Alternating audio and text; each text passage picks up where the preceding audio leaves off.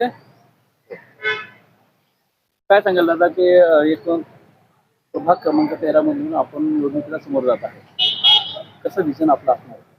नमस्कार, मी अक्षय राजेंद्र करंडे व ही माझी मिसेस अर्चना अक्षय करंडे. आम्ही प्रभाग क्रमांक 13 मधून निवडणूक लढवत आहोत. आम्ही गेले सातत्य 10 ते 11 वर्ष समाजासाठी काम करत आहोत. आम्ही दोघंही सर्वसाधारण कुटुंबातून आलेलो आहोत. आम्ही अत्यंत गरिबी पाहिलेली आहे आणि आम्हाला आमच्या भागाच्या बऱ्यापैकी अडचणी माहिती आहे आणि त्या अडचणी काही लोक आम्हाला सांगतात, आम्ही त्या सोडवण्याच्या यशस्वीरित्या पूर्ण करतो, प्रयत्न करत असतो. येणाऱ्या दिवसात लोकांनी जर आम्हाला साथ दिली तर आम्ही त्या मोठ्या प्रमाणावर अडचणी सोडवू आणि आमचं आयुष्य दोघांचं हे लोकांसाठी समर्पित आहे.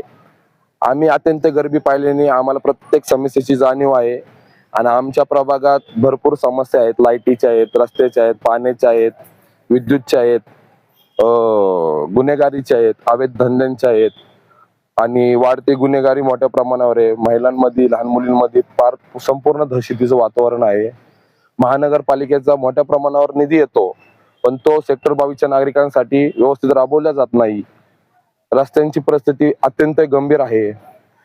महिला वर्ग गरिबी असल्यामुळं बाहेर कामाला जातात तर पाणी हे वेळेवर सोडलं जात नाही. रात्रीच्या टायमिंग मध्ये पाणी सोडलं जातं.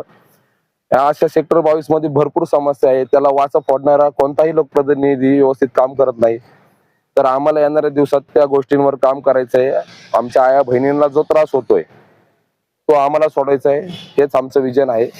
येणाऱ्या दिवसात प्रभाग क्रमांक 13 मधून आम्हाला जर लोकांनी सहकार्य केलं तर आम्ही येणाऱ्या दिवसात लोकांसाठी चांगलं काम करू आणि जरी नाही केलं तरी आमचं संपूर्ण दोघांचं आयुष्य लोकांसाठीच राहणार आहे. हेच आम्ही एवढं सांगतो.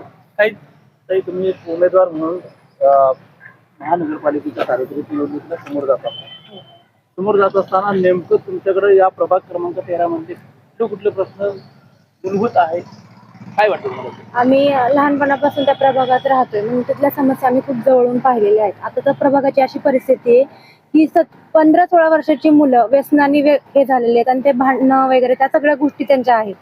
अशी तर कित्येक गोष्टी आहेत की लहान लहान मुलांना दारूमुळं, व्यसनांमुळं त्यांचा मृत्यू पण झालेला आहे आमच्या प्रभागात. तर आम्हाला ते बंद करायचे, अवैध धंदे बंद करायच्यात, हाणामारी जे आमच्या प्रभागात होतात ते बंद करायचे आणि रस्ते, लाईट अशा अनेक समस्या आहेत त्या व्यवस्थित करायच्या. तिथं त्यांना वेळेवर सगळं द्यायचंय.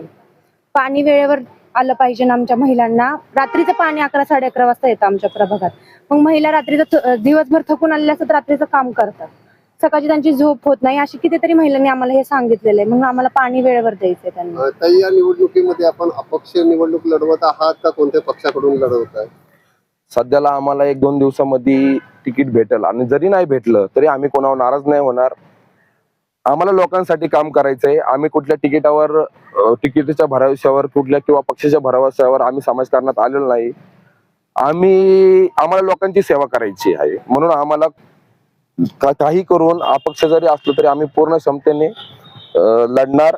आणि जर सन्माननीय अजितदादा पवारांनी जर आमच्यावर विश्वास ठेवून आणि प्रभागातील माजी नगरसेवकांनी आमच्यावर विश्वास ठेवून आणि भोसरीचे जे राष्ट्रवादीचे सन्माननीय अजितदादा गव्हाणे, विलास शेठ लांडे पाटील आणि पंकज शेठ भालेकर, तानाजी भाऊ खाडे, शशिकिरण दादा गवळी हे प्रभागातील आमचे जे सर्व भोसरी विधानसभेचे माजी नगरसेवक आहेत, त्यांनी जर आम्हाला विश्वास दाखवला तर आम्ही नक्कीच राष्ट्रवादी पक्षासाठी चांगलं काम करू आणि राष्ट्रवादी पक्ष समाजाच्या लास्ट घटकापर्यंत नेऊ आणि संपूर्ण आयुष्य आम्ही राष्ट्रवादी पक्षासाठी काम करू.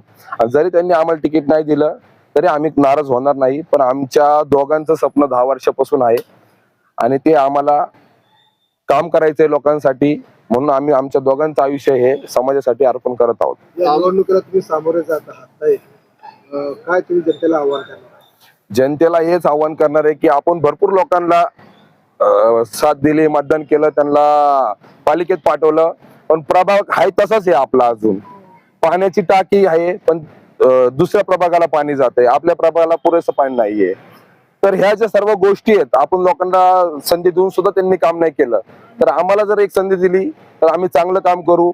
आम्ही आता आमच्या व्यवसायातनं काही पैसे कमवतो, त्यातनं आम्ही एक वाटा काढून समाजासाठी काम करतो स्वखर्चाने. म्हणजे आम्ही असं म्हणजे खोटं बोलत नाही. आमचे भरपूर काम आहेत की आम्ही आतापर्यंत स्वखर्चाने लोकांसाठी कामं केलेली आहेत. जर आम्हाला जर साथ दिली तर आम्ही लोकांसाठी आमच्या पैशातून तर काम करू तर पालिकेचा निधी, वेगवेगळ्या संस्थेचा निधी, महाराष्ट्र शासनाचा निधी लोकांपर्यंत आणून समाजासाठी चांगलं काम करू. आमच्या भागात हॉल नाहीयेत, अत्याधुनिक हॉस्पिटल नाहीये, यासाठी आम्हाला काम करायचंय मोठ्या प्रमाणावर. लहान मुलांसाठी उद्याने लहान मुलांसाठी तर उद्यानं नाहीच आहेत आमच्या इथं, म्हणजे एकदम अवघड परिस्थिती आहे आमच्या प्रभागाची. पण नाही आता. आम्हाला त्या गोष्टी सगळ्या सोडायच्या. सेक्टर 22 आम्ही आमचं कुटुंब मानतो. जसं मी माझ्या आई वडिलांना समजतो तसं सेक्टर 22 प्रत्येक नागरिकाला मी माझी आई, बहीण, वडील समजतो. म्हणून आम्हाला त्या लोकांसाठी काम करायचंय. आम्हाला राजकारणात पद, प्रतिष्ठा, पैसा कमवण्यासाठी यायचं नाही. आम्हाला देवाने भरपूर दिलेलं आहे. आम्ही लय गरिबी पाहिलेली आहे. आम्हाला देवाने भरपूर काही गोष्टी दिलेल्या आहेत. पण आमचं एकच म्हणणं आहे की आता सेक्टर 22 लोकांसाठी मोठ्या प्रमाणावर काम करायचं. प्रभाग क्रमांक 13 नागरिकांसाठी मोठ्या प्रमाणावर काम करायचं. ओके. माझं नाव अक्षय राजेंद्र करंडे. माझी मिसेस अर्चना अक्षय करंडे ही ओबीसी महिला गटातनं ब गटातनं लढणार आहे. तरी माझी प्रभागातील सर्व नागरिकांना हात जोडून विनंती आहे की तुमचा आशीर्वाद आमच्या पाठीमागे माता स्वरूपात राहू द्या.